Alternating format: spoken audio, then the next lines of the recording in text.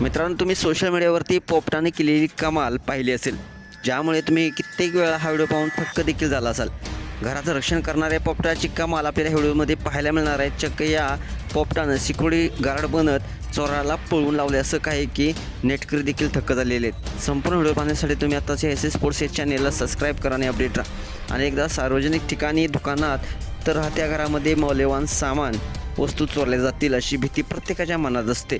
कारण चोरटे अंधाराचा फायदा घेत चोरी करून पळ काढत असतात आणि मग मोठ्या प्रमाणात नुकसान देखील होत असतं. त्यामुळे काही जण याआधीच खबरदारी घेऊन दुकानात, घरात CCTV कॅमेरे लावून घेत असतात, जे अशा चोरावर लक्ष ठेवण्यास नेहमीच मदत करत असतात. घरात चोरी होण्याच्या घटना दिवसेंदिवस वाढत चालल्या आहेत. अशातच व्हायरल व्हिडिओमध्ये मध्यरात्री एक चोर शिरतो. चोर खिडकीतून आत येतो. घरात कोणीच नसतं असं त्याला वाटत होतं, पण मग घराच्या हॉलमध्ये अगदी कोपऱ्यात पाळीव पोपट बसलेला दिसतोय. चोराला खिडकीतून आतमध्ये उडी टाकलेली पाहताच पोपट चोर जोरात विटू विटू करायला सुरुवात करतो.